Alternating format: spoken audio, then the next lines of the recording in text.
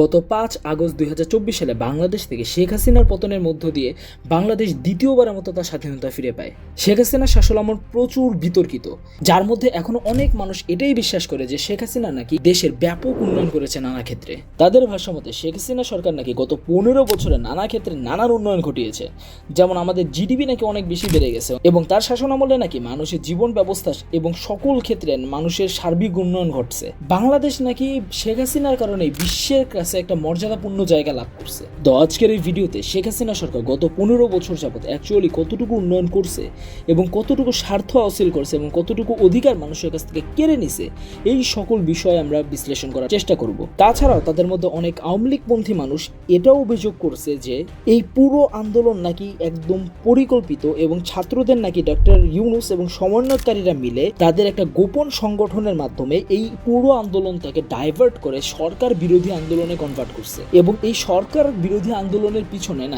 Mainly doctor Yunus এবং ছাত্রদের যে সমন্বয়করা আছে তাদের একটা গোপন সংগঠন নাকি এর পিছনে দায়ী। তাই এই ভিডিওতে আমি এই জিনিসটাও ক্লিয়ার করার চেষ্টা করব যে অ্যাকচুয়ালি বাংলাদেশের এই যে ছাত্র আন্দোলন হইলে ছাত্র সমন্বয়ক কারা এবং এদের পূর্ব পরিচিতি কি এবং ডক্টর ইউনূসের কোন গোপন সংগঠনের কথা বারবার উঠে আসতেছে।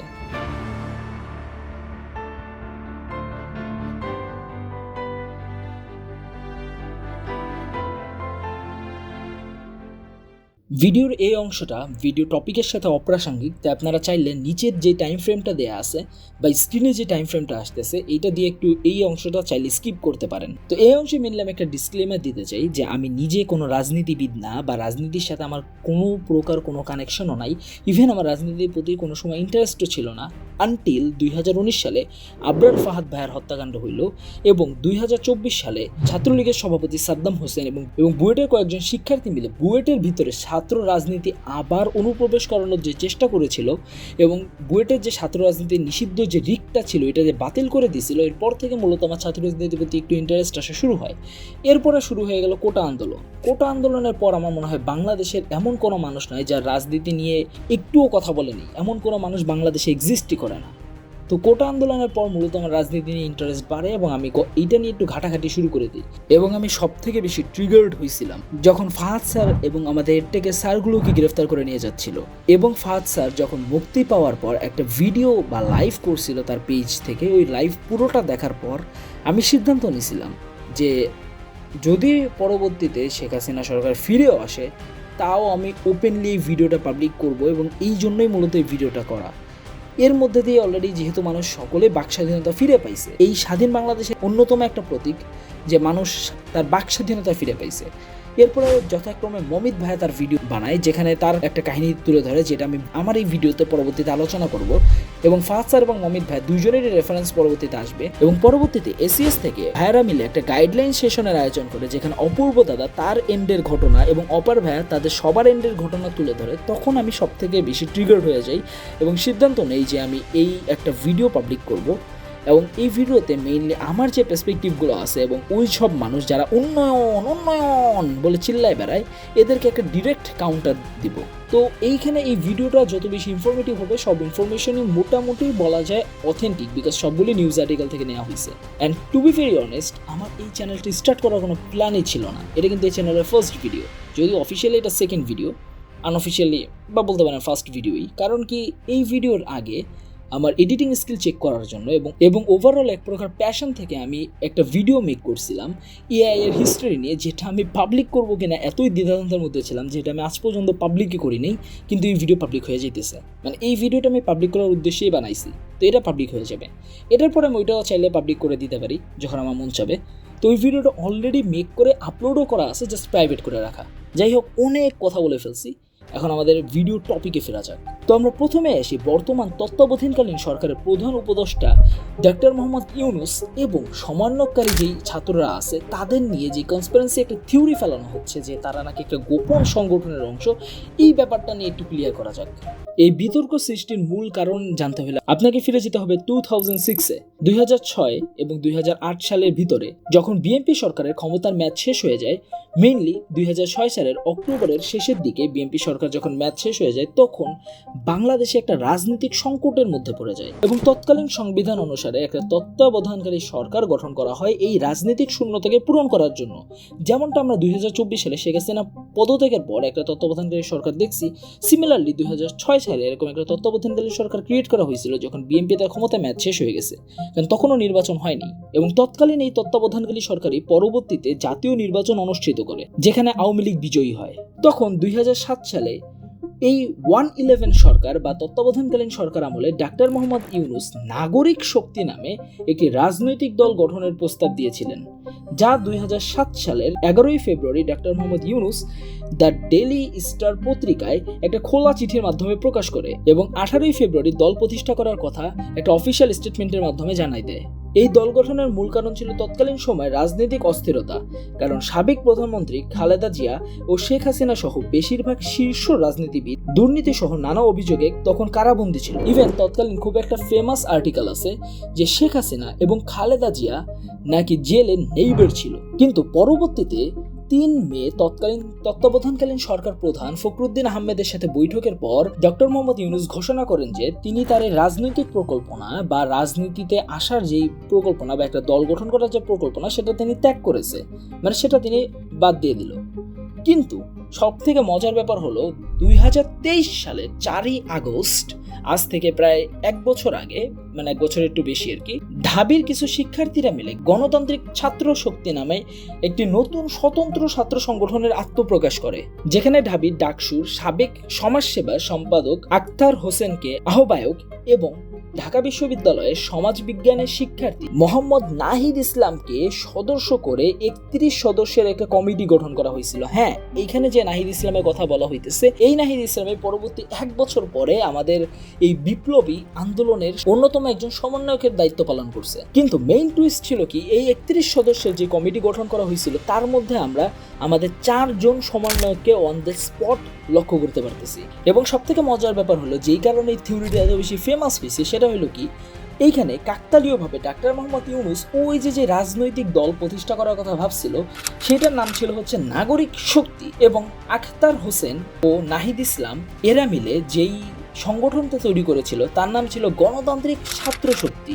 এখন নাগরিক শক্তি এবং ছাত্র শক্তি যে দুইটার মধ্যে যেহেতু শক্তির এই মিলটা লক্ষ্য করা গেছে, তাই আওয়ামী লীগের যেরকম ছাত্র লীগ আছে, তাই নাগরিক শক্তির যেই সংগঠনটা ছিল সেটার স্টুডেন্ট উইং হিসাবে অ্যাজিউম করা হইতেছে যে এই সংগঠনটা মেবি নাগরিক শক্তি যেই সংগঠনটা ছিল বা যে রাজনৈতিক দলটা ছিল সেটার একটা স্টুডেন্ট উইং, যেরকম আওয়ামী লীগের ছাত্র লীগ আছে আবার বিএনপির ছাত্র দল ছিল। তাই অনেক থিওরির মধ্যে ডাক্তার মোহাম্মদ ইউনূস যেহেতু নাগরিক শক্তির সংগঠনের বা যে রাজনৈতিক দল আছে সেটার প্রধান ছিল এবং এটারই স্টুডেন্ট উইং হিসেবে চিন্তা করা হইতেছে ছাত্র শক্তিকে, তাই এইখানে যে মেম্বারগুলো আছে এবং ডাক্তার ইউনূসের সাথে একটা ডিরেক্ট কানেকশন আছে এবং এরা মিলেই মূলত হচ্ছে এই আন্দোলনকে শুরু করছে বা এই আন্দোলনকে ডাইভার্ট করছে এক দফা আন্দোলনে।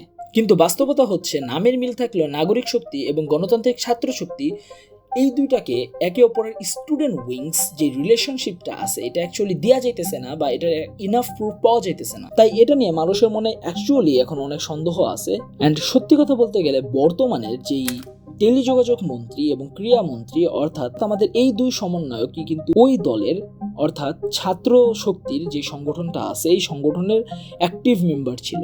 তবে এটার কোনো ডিরেক্ট তথ্য প্রমাণ পাওয়া যায়নি কোথাও, তাই এটাকে আমরা অ্যাকচুয়ালি অ্যাকসেপ্টেবল একটা সিচুয়েশন বলে এখনো কনসিডার করতে পারতেছি না। তার সাথে আরেকটা মজার ঘটনা আছে, যখন এই ছাত্র সংগঠনটা গঠন করা হয় অর্থাৎ 4 আগস্ট এটার অ্যানাউন্সমেন্ট করা হয়েছিল আনুমানিক 11টার দিকে এবং একই দিনে দুপুরের দিকে এর আহ্বায়ক আখতার হোসেন সহ কয়েক নেতাকর্মীর উপরে ছাত্রলীগ আক্রমণ চালায় এবং এই আক্রমণের ফলে আহ্বায়ক আখতার হোসেন গুরুতরভাবে আহত হয় এবং তার সাথে আরো 11 জন সদস্য আহত হয়েছিল। মানে একটা জিনিস চিন্তা করে দেখছেন, সকালে দলের সংগঠনের অফিসিয়াল অ্যানাউন্সমেন্ট দিল এবং এইটার উপর হামলা হয়ে গেল দুপুরের দিকে। 11টা অ্যানাউন্সমেন্ট দিছে, আনুমানিক 1টা কি 2টার দিকে তার উপরে অ্যাটাক হয়ে গেছে, তা আবার ছাত্রলীগের। তো এই একটা থিওরির কারণে মানা হয় যে ডাক্তার মোহাম্মদ ইউনূস মেইন কলকাঠি নেড়ে এদের ইউজ করে মূলত এই আন্দোলনটাকে ডাইভার্ট করে বর্তমান সরকার প্রধান হয়েছে। কিন্তু এখনো পর্যন্ত এটা কোনো যথাযথ প্রমাণ পাওয়া যায়নি। তার সাথে আরেকটা জিনিস হচ্ছে কি, আমরা যে স্বৈরাচারী থেকে মুক্ত হয়েছে আমরা কিন্তু কেউ বলতেছিলাম না যে আমাদের একটা দল লাগবে বা একটা সংগঠন লাগবে, আমরা কিন্তু কোনো সংগঠনকে সাপোর্ট করতেছিলাম না, আমরা ডিরেক্টলি ছিলাম অন্যায়ের বিরুদ্ধে। এমন না যে আমরা বিএনপির ফেভারে ছিলাম, আমরা আওয়ামী লীগের ফেভারে ছিলাম, বা আমরা জামাতে ইসলামী বা অমুক তমুক পার্টির ফেভারে ছিলাম। আমরা ছিলাম অন্যায়ের বিরুদ্ধে। এক দফা দাবি ছিল শেখ হাসিনার পদত্যাগ, এবং এইখানে সবথেকে বেশি অবদান ছিল সমন্বয়কদের। ইভেন সমন্বয়ক যাকে নিয়ে বর্তমানে কন্ট্রোভার্সি চলছে, অর্থাৎ আমাদের সমন্বয়ক ভাই নাহিদ ইসলাম কিন্তু অনেক বেশি অত্যাচারের এবং টর্চারেরও শিকার হয়েছে পুলিশ দ্বারা। তারপরেও কিন্তু সে দমে যায়নি, বরঞ্চ তারা ফাইট ব্যাক করছে এবং এই আন্দোলনটাকে একদম সঠিক পথে লিড করে সফল করছে। এই জন্যই কিন্তু তাদের মতামতকে গুরুত্ব দেওয়া হয়েছে, এবং এখন যে তত্ত্বাবধানকালীন সরকার আছে এর মধ্যে স্টুডেন্টের একটা বড় হাত আছে। তো এটা পজিটিভ না নেগেটিভ, অ্যাকচুয়ালি এটাকে ডিরেক্টলি বলে দেওয়া যায় না, বিকজ এটা পজিটিভ হইতে পারে আবার নেগেটিভ হইতে পারে। যেহেতু স্টুডেন্ট জড়ায় গেছে, তো এটার মধ্যে ভেদাভেদ বা নানান ধরনের সমস্যা দেখা দিলেও দিতে পারে ইন ফিউচার। বাট এটার সাথে কি হয়েছে, স্টুডেন্টের সাথে যে সরকারের যে রিলেশনশিপটা আছে এটা আরও বেশি ক্লোজ হয়ে গেছে, এই ক্লোজের ফলে অনেক বেশি সম্ভাবনা সৃষ্টি হয়ে যায়। তাই এটাকে আমরা একদম ডিরেক্ট ভালো বা খারাপ বলতে পারি না, বাট এটা ইন্ডিকেট করতেছে এখনো পর্যন্ত ভালোর দিকে। আমরা একটি স্বৈরাচারীর পতন ঘটাইছি, একটা অন্যায়কারক সরকারের পতন ঘটাইছি। সো আমাদের মেইন টার্গেট হবে এখন দেশের ডেভেলপমেন্টের দিকে। যদিও এর পিছনে কোনো মিল পাওয়া যায়নি, বাট এইটার পিছনে মানুষ এমনভাবে পড়ে আছে যে মনে হচ্ছে শেখ হাসিনা কিছু করাইনি, তারা ফাঁসানো হইতেছে। বাট ব্যাপারটা তো আর এমন না। আমাদের উচিত বর্তমান যে সরকারটা আছে বা যেই সরকারে আসুক সেটাকে সাপোর্ট করা, সেটার কাজের দিকে আঙ্গুল তোলা, সেটা কোনো অন্যায় করলে অন্যায়ের প্রতিবাদ করা। অন্যায়ের প্রতিবাদ হোক একদম স্ট্রেট ফরওয়ার্ড, নাকি কোনো দল যাচাই করে। এখন আমরা ফিরে আসি আমাদের ভিডিওর মেইন টপিক, শেখ হাসিনা সরকারের শাসন আমল নিয়ে। তো প্রথমে আমি সরকারের গঠন সম্পর্কে কিছু কথা বলতে চাই। একটি সরকারকে সুষ্ঠুভাবে চালানোর জন্য সরকারের প্রধানত 3টা অঙ্গ থাকে, এবং এই 3টা অঙ্গ পরস্পরের উপর নির্ভরশীল এবং ইন্টার কানেক্টেড দেখেই কিন্তু একটা সরকার ঠিক মতো ভাবে এত বড় একটা দেশ বা জাতিকে প্রসেস করতে পারে। এবং এই 3টা অঙ্গ বা 3টা বিভাগ হলো আইন বিভাগ, নির্বাহী বিভাগ বা শাসন বিভাগ এবং বিচার বিভাগ। প্রথমে আমরা আসি আইন বিভাগ নিয়ে। এই বিভাগ পুরো ধ্বংস হয়ে গেছিল বলতে গেলে। আইন বিভাগের কাজ হলো নতুন নতুন আইন প্রণয়ন করা এবং বিদ্যমান আইনগুলোকে সংশোধন করা এবং আইন সম্পর্কিত বিভিন্ন কাজ করা, যেরকম সংসদ, বিধানসভা এবং আইন কমিশন। এবং এদের কাজের উদাহরণ হচ্ছে বিভিন্ন আইন প্রস্তাবন করা, বিল পাস করা, আইন সংক্রান্ত গবেষণা করা এবং আইন সম্পর্কে জনগণকে সচেতন করা। কিন্তু এই বিভাগ তার কাজের কাজ তো কিছু করেইনি, বরঞ্চ এই আইন দিয়ে যে মানুষকে হেনস্থা করা হইতেছে এবং আইন শৃঙ্খলা বাহিনী, পুলিশ লিটারাল মানুষের উপরে নৈরাজ্য চালাচ্ছিল। পুলিশ নিয়ে বর্তমানে এই কোটা আন্দোলনে যে কি বর্বরতা পুলিশ করেছে সেটা নিয়ে আমি পরে আসতেছি। প্রথমে বলা যাক পুলিশ স্টেশন এবং ওভারঅল এই সিস্টেমটার বর্বরতা নিয়ে, যেটা কোটা আন্দোলনের অনেক আগে থেকে অবস্থান করতেছে। প্রথমত আছে পুলিশের হ্যারাসমেন্ট। পুলিশ বাহিনী মানুষের শৃঙ্খলা রক্ষার থেকে পুলিশ বাহিনী নিজেদের স্বার্থ বেশি দেখে, এবং পুলিশ সবাই মোটা স্কেলে সব পুলিশই মোটামুটি লোভী হয়, এবং পুলিশের উপরে বাংলাদেশে মানুষের আস্থা বহু আগের থেকেই উঠে যাইতেছিল, এবং এই কোটা আন্দোলনের পর তো উঠেই গেছে পুরোপুরি। বরঞ্চ বাংলাদেশের মানুষ বর্তমানে পুলিশদেরকে তার শত্রু হিসেবে কল্পনা করে, এবং এটার পিছনে অ্যাকচুয়ালি পুলিশ বা আইন বিভাগ বা আইন শৃঙ্খলা যে কমিটি আছে, পুরো কমিটিটারই একটা দায়ভার আছে। পুলিশ জনগণের নিরাপত্তা নিশ্চিত করার বদলে, জনগণকে উপকার করার বদলে জনগণকে হেনস্থ করে বেশি। পুলিশের কাছে আপনি কোনো অভিযোগ নিয়ে গেলে পুলিশ আপনাকে হেনস্থ করবে, এবং যে অভিযোগ দিতেছে তাকেও হেনস্থ করবে, এবং অভিযোগের প্রেক্ষিতে যে অ্যাকশন নেওয়া দরকার সেই অ্যাকশনে পুলিশ সবসময় ডিলেমা করে, এবং এটা বহু রেকর্ড বাংলাদেশে আছে। ইদানিংকালে এবং আগে পরেও যাকে মন চায় তাকে গ্রেফতার করানো হয়েছে, এবং অনেক সময় রাজনৈতিক ক্ষোভ বা ব্যক্তিগত ক্ষোভের কারণেও পুলিশকে দিয়ে মানুষকে গ্রেফতার করানো হয়েছে without any warrant or something else. আপনার প্রতি একজনের ব্যক্তিগত ক্ষোভ আছে বা রাজনৈতিক ক্ষোভ আছে, আপনি চাইলেই তাকে পুলিশের কলকাঠার মাধ্যমে তাকে গ্রেফতার করে ফেলতে পারেন। পুলিশের মধ্যে মূল যে সমস্যার সৃষ্টি হয়েছিল সেটা হলো পুলিশের ক্ষমতার অপব্যবহার। পুলিশ এটাকে ভালো কাজের জন্য যতটুকু অ্যাপ্লাই করতো তার থেকে বেশি এটাকে খারাপ কাজের জন্য অ্যাপ্লাই করতো। পুলিশ অনেক মানুষকে বিনা অপরাধে গ্রেফতার করেছে কেবলমাত্র ব্যক্তিগত আক্রোশ বা রাজনৈতিক ক্ষোভের কারণে। ইভেন পুলিশ চুরির তদন্ত করার ক্ষেত্রে বা যে কোনো ছোটখাটো তদন্ত করার ক্ষেত্রে প্রচুর বেশি ডিলেমা দেখাইছে। তো আমি আমার পার্সোনাল লাইফের একটা স্টোরি বলি। আমার আম্মুর একটা ফোন, যেটা প্রায় 1 মাস আগে কিনা হয়েছিল, সেটা সে বেডের সাইডে চার্জে দিয়ে ঘুমাইছিল, এবং ওর পাশেই ছিল আবার জ্বালানা। তো চোর কোনোভাবে সামহাউ জ্বালানা দিয়ে ফোন নিয়ে চলে গেছিল। অ্যান্ড তখন আমাদের এখানে একটা নির্মাণাধীন বিল্ডিং ছিল, তাই চোরের জন্য নির্মাণাধীন বিল্ডিং এবং আমাদের যেই বাসার জ্বালানার যে ডিস্টেন্স আছে এটা ছিল অনেক কম। এর ফলে কেউ চাইলে কোনো গিয়ার না ইউজ করে একমাত্র তারা ফ্রি হ্যান্ডে মোবাইল চুরি করতে পারতো। তো কিছু অসতর্কতার কারণে আমাদের ফোন চুরি হয়ে যায়, এবং আমরা যথারীতি ফোন নিয়ে জিডি করি। অ্যান্ড পুলিশ আমাদের এখানে ইনভেস্টিগেট করতে আসছিল। সব থেকে মজার ব্যাপার হলো কি, পুলিশের ইনভেস্টিগেট করতে আসলে কিন্তু ডাক্তারদের মতন ফি দেওয়ার কথা না, বরং সেটা তাদের দায়িত্ব। কিন্তু পুলিশ আমাদের কাছ থেকে এসে ইনভেস্টিগেশনের জন্য 500 টাকা নিয়ে গেছিল। এটা আমি বলতেছি 2019 সালের ঘটনা। অ্যান্ড পুলিশ এরকম 500 টাকা নিয়ে চলে গেছিল, এবং ইনভেস্টিগেশনের রেজাল্ট কি পুলিশ এটা পায়নি বলে। কিন্তু সত্যি কথা কি, আমার বাবার একটা পরিচিত অফিসার ছিল, যার মাধ্যমে সে পরে ওই মোবাইলের লোকেশন ট্র্যাক করে মোবাইলটা একজনের কাছে পাওয়া গেছে। তখন তার লোকেশন ট্র্যাক করে যখন তাকে আইডেন্টিফাই করা হয়েছে, তখন জানা গেছে যে সে ওই যে প্রথম যে পুলিশের কাছে আমরা বিচার দিছিলাম তার এক আত্মীয়। তখন ঘটনা পরিক্রমে আমরা এটা জানতে পারি যে পুলিশ ওই ফোনটা পেয়ে গেছিল, কিন্তু যেহেতু আমরা থানায় অনেক দিন ধরে যোগাযোগ করি নেই, তাই ফোনটা পুলিশের নিজের কাছে রেখে নিজের এক আত্মীয়কে দিয়ে দিছে।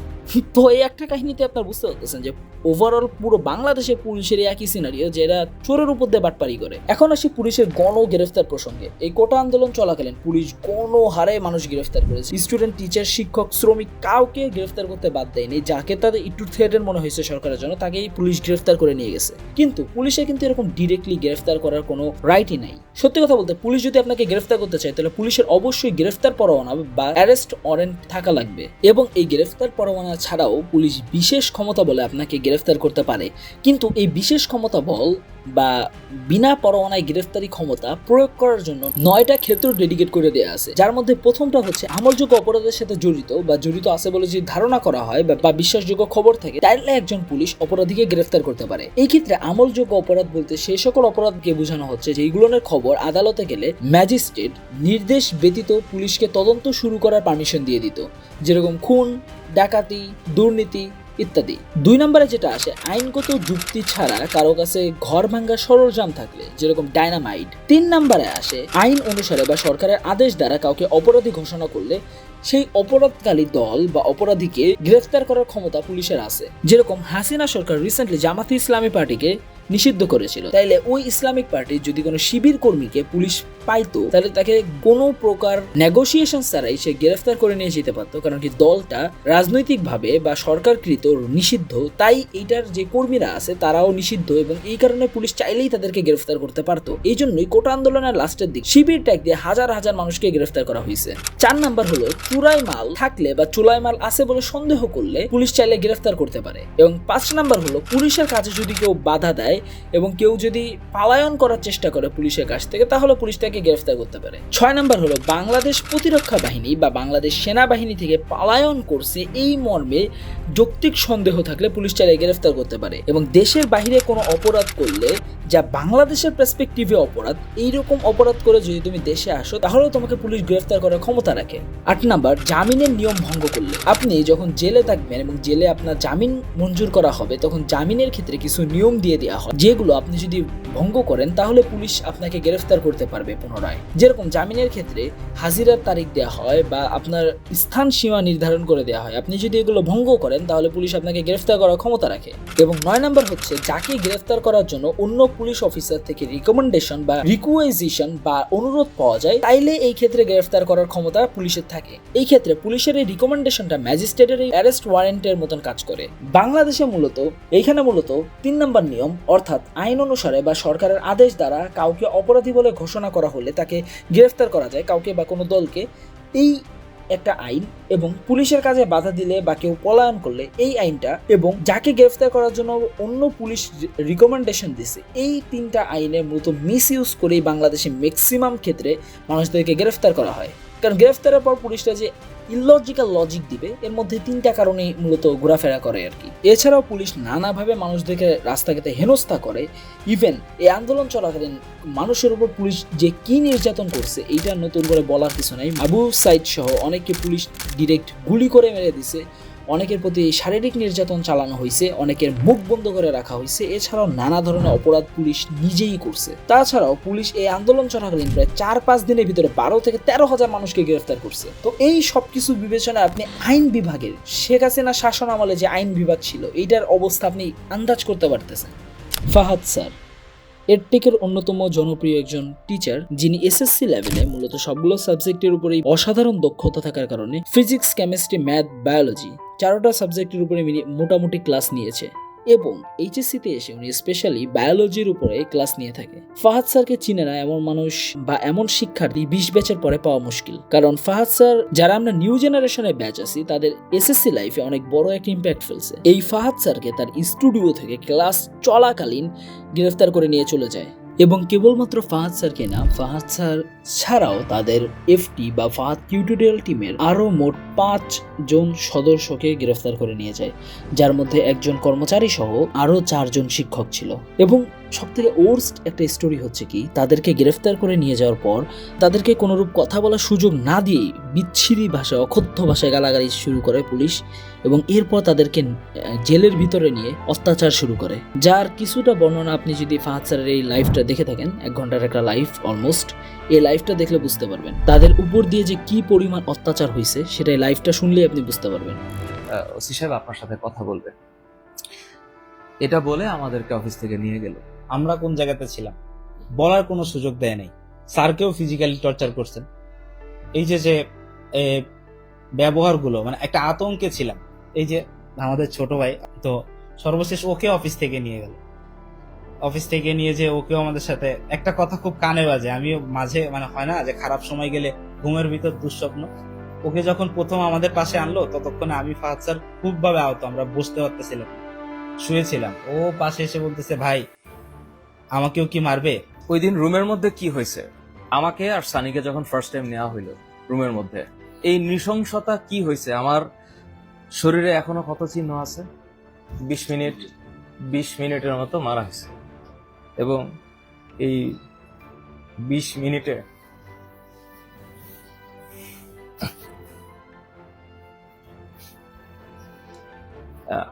আমার উপরে যতটা আঘাত আসছে তার চাইতে আঘাত বেশি গেছে গুরুর উপরে।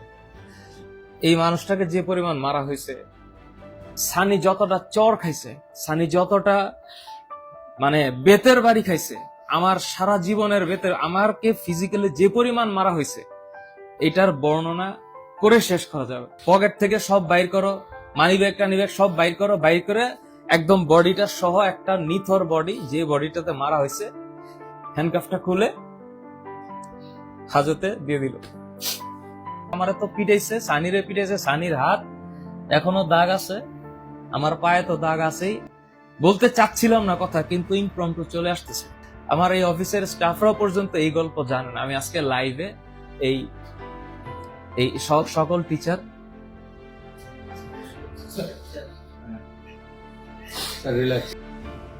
একজন শিক্ষকের প্রতি যদি এই আন্দোলন চলাকালীন তাকে বিনা কারণে, আমি একটু আগে যে পুলিশে পরমানা বাহির মানে গ্রেফতার পরোয়ানা বহির্ভূত যে ক্ষমতা আছে, ক্ষমতার কথা বলছি, তার একটার ভেতরেও কিন্তু ফাহাদ স্যার বা ফাহাদ টিউটোরিয়ালের কেউ পড়ে না, বাট স্টিল তাদেরকে গ্রেফতার করে নিয়ে যাওয়া হয়েছে একটা সন্দেহের ভিত্তিতে, এবং সন্দেহের ভিত্তিতে এটা কনফার্মেশন না হয়েই তাদেরকে জেলে চালান করা হয়েছে, এবং তাদের প্রতি নির্যাতন করা হয়েছে, তাদের অত্যাচার করা হয়েছে, অমানবিকভাবে গালি দেওয়া হয়েছে। তাদের প্রতি যে কি পরিমাণ অত্যাচার করা হয়েছে সেটা আমি এখানে বর্ণনাও করতে চাচ্ছি না। তাহলে এই 24-এর আন্দোলনের সময়, 24-এর এই গণ অভ্যুত্থানের সময় যদি একজন শিক্ষকের অবস্থা এরকম হইতে পারে, তাহলে বাংলাদেশের অন্যান্য শ্রেণী পেশার যে মানুষগুলো আছে এবং সাধারণ যে ছাত্রদের গ্রেফতার করে নিয়ে গেছে, মোট এই 11,000 জনের সাথে যে কি অমানবিক টর্চার করা হয়েছে সেটা সম্পর্কে আপনি ন্যূনতম ধারণা তো অলরেডি এই কিছু কথা বা কিছু ক্লিপের মাধ্যমে আপনি অলরেডি পেয়েছেন। এই হলো বাংলাদেশের আইন ব্যবস্থার অবস্থা, এবং এই আইন ব্যবস্থা, এই আইন বিভাগ, এই সরকারের একটা প্রধান বিভাগের হচ্ছে এই বেহাল দশা। এখনো তো বাকি দুটো বিভাগ নিয়ে আমি এখনো শব্দই করিনি কোনো। এরপর আসা যাক বাংলাদেশের সব থেকে বেশি হাস্যকর একটা বিভাগ নিয়ে, বা বাংলাদেশ সরকারের সব থেকে বেশি হাস্যকর একটা সেক্টর নিয়ে, যেটা হচ্ছে আমাদের বিচার বিভাগ। বাংলাদেশের বিচার বিভাগের যে কি বেহাল দশা বা কি হাস্যকর একটা অবস্থা, সেটা আপনি যখন 17 বছর বয়সী হাসনাতুল ইসলাম ফায়াজ, যে এখনো পর্যন্ত কলেজে অ্যাডমিটই হয়নি বা কলেজে উঠেনি, অ্যাকচুয়ালি এসএসসি দিয়ে, আমারও জুনিয়র এসএসসি দিয়ে মাত্র কলেজের জন্য অ্যাপ্লাই করে ঢাকা কলেজের জন্য ইলেক্টেড হয়েছে, এইরকম একটা 17 বছর একজন শিশুকে শিশু আদালত বা কিশোর আদালতে না দিয়ে সে ডিরেক্টলি জজ আদালতে নিয়ে গেছে, এবং তার জন্য 7 দিনের রিমান্ডও মঞ্জুর করে ফেলছিল। বাংলাদেশের মানুষ যদি এটা নিয়ে সেই হারে কথা না উঠাইতো, এটা নিয়ে যদি আন্দোলনে না নামতো, এটা নিয়ে যদি কথা না উঠতো, তাহলে তার জন্য 7 দিনের রিমান্ড অলরেডি মঞ্জুর করে ফেলছিল, এবং সে অলরেডি রিমান্ডের জন্য পাঠাই দিছিল। তাকে হাতে দড়ি বেঁধে নিয়ে যাওয়া হয়েছিল, এরকমভাবে হেনস্থা করা হয়েছিল, কিন্তু এটা কিন্তু বিচার বিভাগের আইন পরিপন্থী। তারপরে এই ধরনের সিদ্ধান্ত আমাদের দেশের দ্বারাই সম্ভব, এবং এই অবস্থা হবে নাই বা কেন? আমাদের দেশের সাবেক প্রধান বিচারপতি ওবায়দুল হাসান নিজেই 29 জুন এই কথা বলেছিল যে বিচার ব্যবস্থায় যদি কোনো অনিয়ম এবং দুর্নীতি হয় তাহলে এটার জন্য গণমাধ্যমে প্রকাশিত হয় এবং এটা প্রকাশিত হওয়া নাকি জরুরি। এই জিনিসটা সে নিজে বলছে। অথচ আমি যখন ভয়েসটা রেকর্ড করতেছি 11 তারিখ, এর ঠিক একদিন আগে যেই দিন আমরা ট্রাফিকিং করতে গেছিলাম, এইখান থেকে ডিরেক্টলি আমরা হাইকোর্টে চলে গেছিলাম উনার বিরুদ্ধে আন্দোলন করতে, যে বৃথা প্রচেষ্টা উনি চালিয়েছিল, এই বৃথা প্রচেষ্টার প্রেক্ষিতে উনি সহ মোট 6 জন বিচারপতি পদত্যাগ করে ফেলছে। তো এই ছিল বাংলাদেশের প্রধান বিচারপতির অবস্থা, যেখানে বিচার বিভাগের কাজ ছিল আইন ব্যাখ্যা করা এবং আইন অনুযায়ী বিচার করা এবং বিরোধকে নিরসন করা। সেইখানে আমাদের দেশে বিচার বিভাগ এবং ওভারঅল বিচার ব্যবস্থা শুধুমাত্র হাসনাদের মতন শিশুদের রিমান্ডে দিতে পারে এবং সাধারণ মানুষকে হেনস্থা করতে পারে। এছাড়া তাদের বেনজিরের মতন মানুষদের বিচার করার সৌভাগ্য এখনো হয়ে ওঠেনি। যেই বেনজির গত প্রায় 1 দশক যাবত আমাদের আলোচনা সমালোচনা কেন্দ্রবিন্দুতে ছিল, সেই বেনজির কিভাবে এতদিন সাস্টেইন করতে পারে? দেশের বিচার ব্যবস্থা এবং আইন বিভাগের এইটাই চরম ব্যর্থতার উদাহরণ।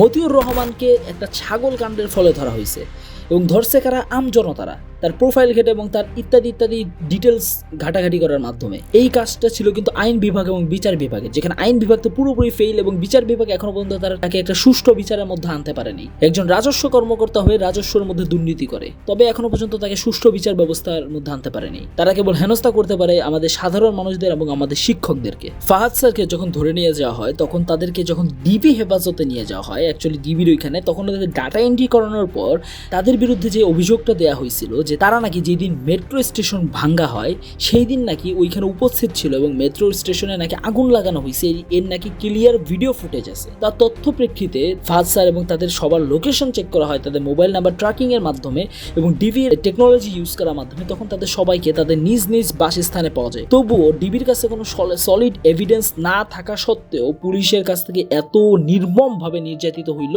আর এরপর তাদেরকে কেরানীগঞ্জ থানায় নিয়ে যাওয়া হয় এবং কেরানীগঞ্জ থানা থেকে যখন আদালতে চালান করা হয়, তখন কেবল তাদেরকেই নয় বরঞ্চ তাদের পুরো ফ্যামিলি মেম্বারকে এক প্রকার হেনস্থা করা হয়। কারণ কি এটা তো স্বাভাবিক ব্যাপার, বিচার করবে কিভাবে যে বিচারের কোনো ভিত্তিই নাই। প্রত্যেকের এভরি সিঙ্গেল ডেটা ইনপুট করা হচ্ছিল।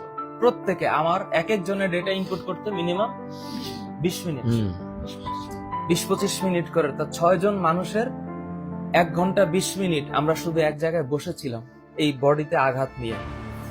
ওয়াশরুমে যেতে গেলে হ্যান্ডকাফ পরে ওয়াশরুমে নিয়ে যায়, হ্যান্ডকাফ পরে নিয়ে আসে। তখন আমাদেরকে বলা হইলো যে যেদিন মেট্রো রেল ভাঙা হইল সেদিন ছিল শুক্রবার 19 তারিখ।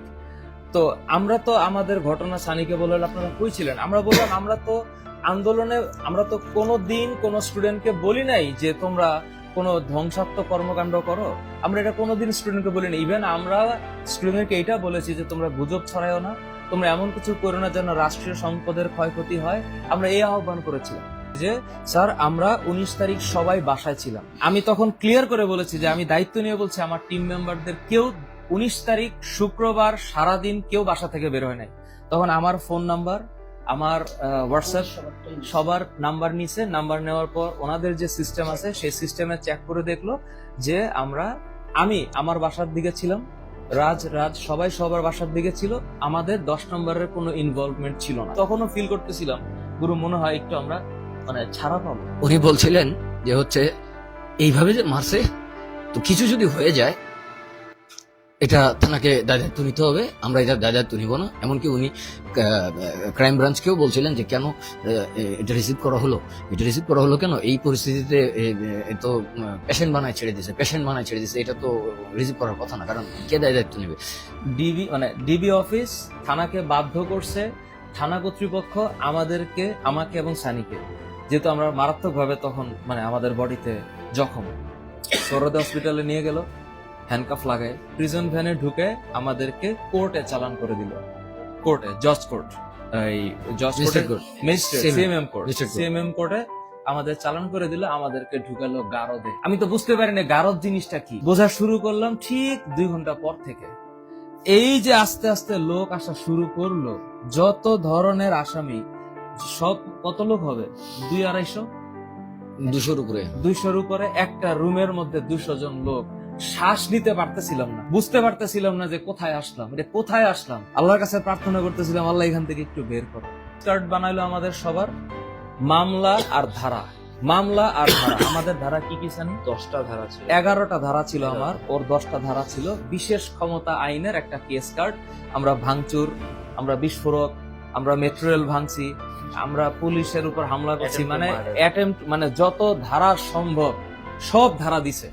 এই হলো বাংলাদেশের বিচার সিস্টেমের অবস্থা ছিল। এই বিচার সিস্টেম কেবল পারে একজন সদ্য ইউনিভার্সিটি গ্রাজুয়েটেড স্টুডেন্টের বাবাকে প্রায় 1 মাস যাবৎ হাজতে আটকায় রাখতে এবং কোর্টের পিছনে ঘুরতে এবং লাখ লাখ টাকা আত্মসাৎ করতে। বিচার করার সময় ফোনে ফোনে অনলাইনে এই ভণ্ডামি করে যখন বিচার শোনানো হয় এবং তার বিচারকে ইচ্ছা করে ডিলে করা হয় এবং তথ্য প্রমাণ না থাকা সত্ত্বেও যেই বিচারের রায় সর্বদা প্রশাসন দ্বারা নিয়ন্ত্রিত হয়, সেই বিচার বিভাগের আন্ডারে আমরা এতদিন ছিলাম। মূলত মমিত ভাইয়া নিজেও একজন এডটেকের একজন টিচার, যিনি ফিজিক্স এবং আইসিটি পড়ায় থাকে। ইনি রিসেন্টলি গ্র্যাজুয়েটেড হয়েছে। তার বাবা আরও প্রায় অনেক বছর আগে 2015 সালের আগে একটা বিরোধী দলের নেতা ছিল। তার স্পেসিফিক কোনো পদ ছিল না, বাট সে বিরোধী দলের একজন নেতা ছিল এবং 2015 সালের দিকে তার বাবা এই রাজনীতি থেকে সরে আসে। কিন্তু তারপরেও তার বাবার উপরে মোট 8টা থেকে 9টা মামলা দিয়েছিল, যেই মামলাগুলোর কোনো ভিত্তি ছিল না বলে ভাইয়া দাবি করেছে। এবং এই মামলা এটা ভাইয়া দাবি করার কিছু নাই, আসলে বাংলাদেশে আসলে এই ভিত্তি ছিল না, অনেক মামলারই ভিত্তি ছিল না, এটা আপনারাও জানেন আমিও জানি। তো এই ভিত্তিহীন মামলায় যখন সে পড়ে, এর পরবর্তীতে কি হয়, নির্বাচনের দিকে যখন নির্বাচন শুরু হয়েছিল, মানে নির্বাচনের দিকে তো এমনি অনেকজনকে গ্রেফতার করে নিয়ে গেছিল, অ্যান্ড ওই সময়টায় ভাইয়ের বাবাকেও গ্রেফতার করে নিয়ে যায়। যখন কোর্ট থেকে হাজিরা দিয়ে ফিরতেছিল উবারে করে, মানে উবারে যাইতেছিল আর কি, উবারের জন্য রাশ করছে, এই মুহূর্তে তাকে ধরে নিয়ে যাওয়া হয়। অ্যান্ড এরপরে তাকে কোন মামলায় ফাঁসানো হয় যে সে নাকি সে গাড়িতে আগুন লাগাইছে এবং হচ্ছে আপনার ভাঙচুর করছে। এই মামলায় ধরে তাকে হচ্ছে আপনার কেরানীগঞ্জ থানায় নিয়ে যাওয়া হয় এবং কেরানীগঞ্জ থানা থেকে পরে কোর্টে চালান করা হয়। এবং এর মধ্যে দিয়েও ভাইয়াদের বিভিন্নবার ঘুষ দেওয়া লাগছে, জাস্ট তাদের বেসিক রাইট ফুলফিল করার জন্য, একবার দেখা করা বা কথা বলা ইত্যাদির জন্য প্রত্যেকবার ঘুষ দেওয়া লাগছে, যেটার কোনো বিধানই নাই। অ্যাকচুয়ালি এটা একটা রাইট, এটা একটা প্রসিডিউর আছে, বাট স্টিল এটা তোয়াক্কা করে এটা। বাংলাদেশ বিচার বিভাগ তো এটা তোয়াক্কা নাই, বাংলাদেশের গভর্নমেন্ট সিস্টেমে তো এটা তোয়াক্কা নাই। বেশ ভালো কথা। পরবর্তীতে যে যখন এই দেখা সাক্ষাৎ করার পর আদালতে পেশ করা হয়, তখন আদালতের জজ আবার অনলাইনে আইসা, যে বিচারপতি আর কি বা বিচার করবে, সে অনলাইনে আইসা আপনার যে দোষী আছে তার কথার কোনো তোয়াক্কা না করে সে রায় শোনায় দিচ্ছে, তার কথাকে সে ওইভাবে মূল্যায়ন না করে রায় শোনায় দিচ্ছিল। এবং তাকে 2 দিনের পরবর্তীতে রিমান্ডে নেওয়া হয়, যেখানে ঘুষের ভিত্তিতে তার রিমান্ডকে পুলিশ অনেক সুইটেবল করে দেয় আর কি, ভাইয়ার যেরকমভাবে বলছে আর কি। তো এইভাবে সুইটেবল করার পরে তাকে প্রায় 1 মাস এভাবে রাখে এবং তার পিছনে তাকে মানে এইরকম থানার ভিতরে একটা সুইটেবল পরিস্থিতি দেওয়ার জন্য বা থানার ভিতরে তাকে সার্ভাইভ করানোর জন্য এবং মামলা থেকে বের করানোর জন্য ভাইদের প্রায় লাখ লাখ টাকায় খরচ করা লাগছে। 16 নভেম্বর আমার বাবা তার রেগুলার হাজিরা দিতেছেন। আমার বাবার মাথায় তখন 8টা মামলা, যে 8টা মামলার কোনোটাই সত্য না এবং প্রত্যেকটা মিথ্যা মামলা, গায়েবী মামলা, কি বলে অজ্ঞাত কি জানি না মামলা, আমি আসলে অত ভালো কোর্ট কাচারি বুঝি না, বাট বিভিন্ন ধরনের উদ্ভট মামলা যেগুলোতে আমার বাবা কোনো ইনভলভ ছিল না। এবং তখন মামলা দেওয়ার সিস্টেমটা এরকম যে মন চাইলে একজনের মামলা দিবে, ইট ডাজন্ট রিয়েলি ম্যাটার, কোনো এভিডেন্স লাগবে না, কিছু না, মন চাইলে একজনের নামে মামলা দেওয়া যায়। এবং সেটা আপনার জাস্ট কারোর সাথে একটা নর্মাল শত্রুতা থাকলেই হলো। কোর্টের সামনে থেকে তাকে পুলিশ পিছন থেকে ধরে গাড়িতে তুলে নেয়, কোনো রিজন নাই, কিছু নাই। এবং এটাই পার্থক্য যে পরাধীন বাংলাদেশে আপনাকে চাইলে যে কেউ কলার ধরে ধুম করে নিয়ে চলে যেতে পারেন, আপনি কিছুই বলতে পারবেন না। পুলিশ তাকে গাড়িতে তোলার পরে এবং পুলিশ আমাদেরকে বা তার পরিবারকে জানানোর কোনো প্রয়োজনীয়তা বোধ করে, বিকজ কোথায় নিয়ে যাবে আপনাকে এটাও কেউ জানে না।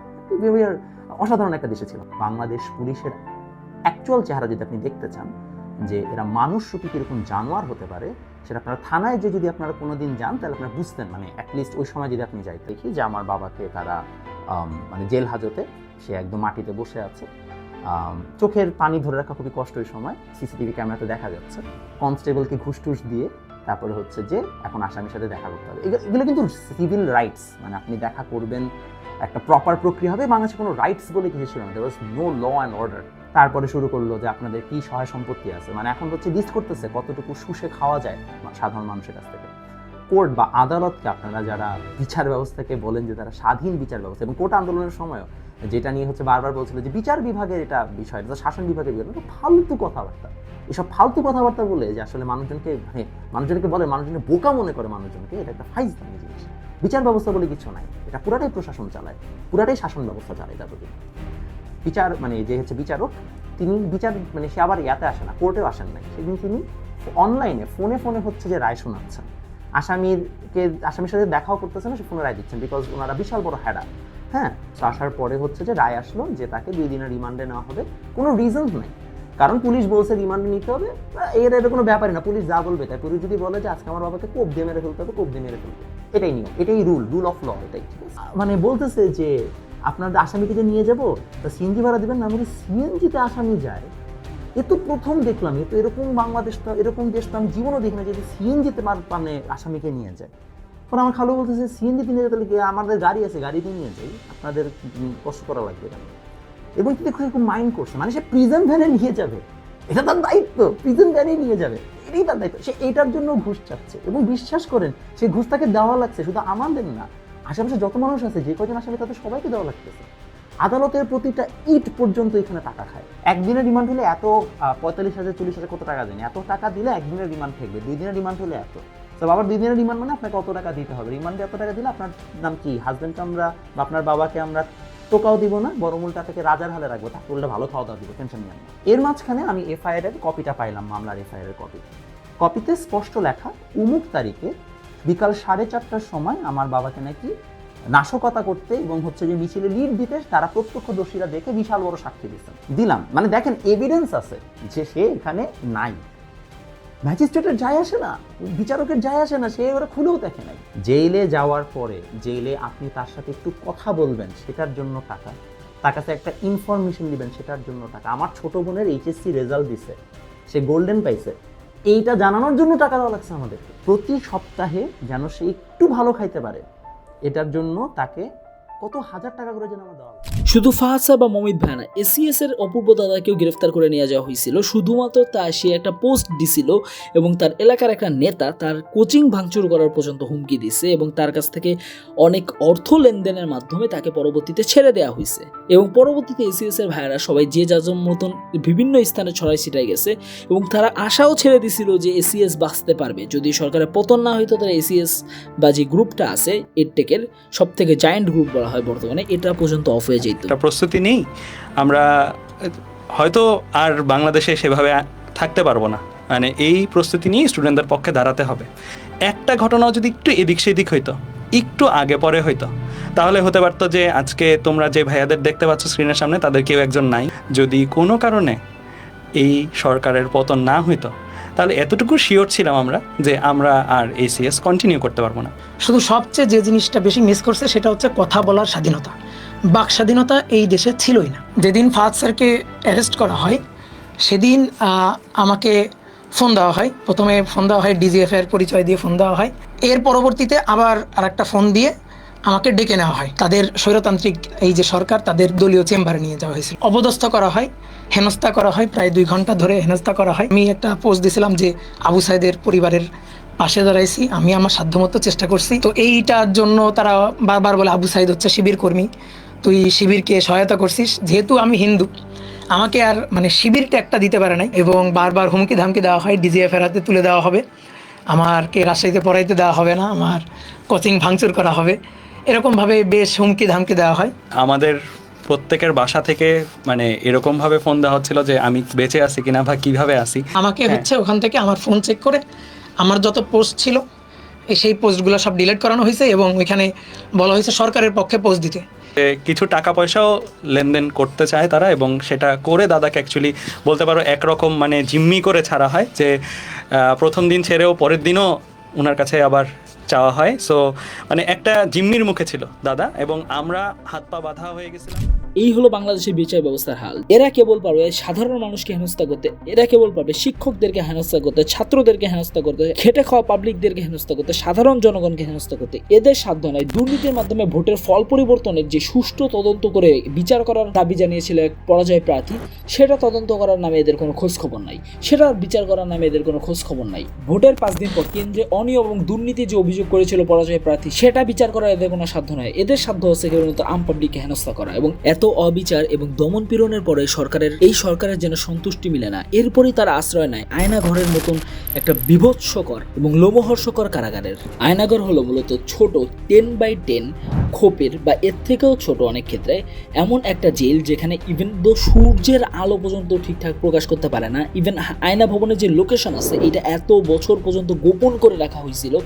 এইখানে নিয়ে যেয়ে মানুষকে গুম করে দেওয়া হতো এবং এইখানে যেই ম্যাক্সিমাম মানুষদেরকে নিয়ে যাওয়া হতো, এই ম্যাক্সিমাম মানুষ মানুষ ছিল তারাই যারা সরকারের সিস্টেমের বিরুদ্ধে কথা তুলছিল। ইভেন এইটা যে শুধু আওয়ামী লীগ আমলে ছিল এমনটা না, এটা বিএনপি আমলে এই টাইপের একটা প্রথা ছিল যেটা ছিল হাওয়া ভবন। এদের শুধু নাম পরিবর্তন হয় কিন্তু কার্যকলাপ একই রূপে থেকে যায়। কিন্তু এর থেকে ভয়ানক ব্যাপার হলো, আমি যখন এই কথাটা একজন প্রো আওয়ামী লীগ সাপোর্টারকে বলছিলাম তখন সে কাউন্টার করেছিল সব দেশেই নাকি এরকম হাওয়া ঘর থাকে, সব দেশেই নাকি এরকম আয়না ঘর থাকে। আমি জানি না আপনাদের এই জেনারেশনটার সমস্যাটা কি, আমাদের বাবা মার যে জেনারেশনটা আছে বা আমাদের সিনিয়রদের সিনিয়র জেনারেশন বা জেনারেশনের হিসাব নিকাশ করলে জেনারেশন এক্স বা তার উপরে যে জেনারেশনগুলো আছে, এই জেনারেশনের সমস্যাটা কি আমার এটা মাথায় আসে না।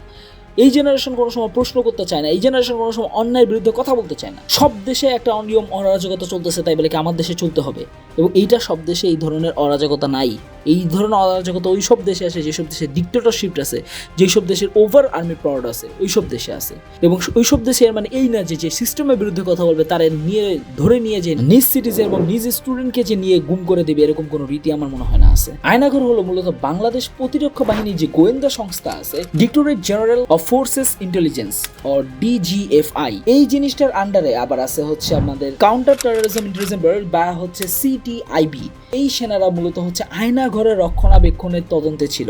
এবং 2022 সালে হুট করে এই আয়নাঘরের সম্পর্কে সুইডেনের একটা পত্রিকা তাদের অনুসন্ধানী প্রতিবেদনে প্রকাশ করে এবং তখনই এই পুরো সারা দেশে আয়নাঘরের এই কনসেপ্টটা যে এক্সিস্ট করে এটা মানুষের মধ্যে ছড়িয়ে পড়ে। এবং এই আয়নাঘরে মানুষকে বছরের পর বছর ইভেন যুগের পর যুগ আটকায় রাখা হতো, ইভেন অনেককে হত্যা করা হইতো এবং অনেককে নির্বিচারে গুম করে দেওয়া হতো। এদের এই আত্মচিৎকার, এদের এই আত্মনাদ, এই আত্মনাদের যে প্রতিচ্ছবি আছে এটা আয়নাঘরের দেওয়ালের দিকে তাকালে বোঝা যায়, যেখানে তারা খোদাই করে অনেক কিছু লিখে গেছে। ধারণা করা হয় আয়নাঘরে প্রায় 16 থেকে 20টা কক্ষ আছে যেখানে মোট 30 জন মানুষকে রাখা যায়। মূলত DGFI এর কিছু অসাধু কর্মকর্তা হাসিনা সরকারের অবৈধ রাজনৈতিক সুবিধা নেওয়ার জন্য এই কাজটা করে থাকতো এবং এদেরকে দীর্ঘদিন বন্ধ করে রেখে টর্চার করা হইতো। এটা মেনলি একটা টর্চার সেল ছিল যেখানে এদেরকে টর্চার করা হইতো, বন্দি করে রাখা হইতো, আলো বাতাস আসতে পারতো না, ইভেন তো শব্দও ঠিক মতন শোনা যেত না। আয়নাঘর এমন একটা জায়গা যেখানে দীর্ঘদিন মানুষকে বন্দি করে রাখা থেকে মৃত্যু হওয়াটা বেটার।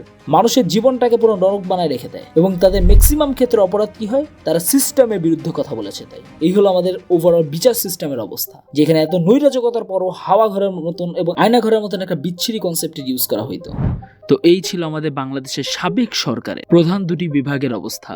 শাসন বিভাগ, এই বিভাগে এখনো পর্যন্ত আমরা হাতই দিইনি। ভিডিওর এই পর্যন্ত আমরা মেইনলি পুঁটি মাছ নিয়ে খেলাধুলা করছি, এখনো পর্যন্ত রাঘব গলে হাতই দিতে পারিনি।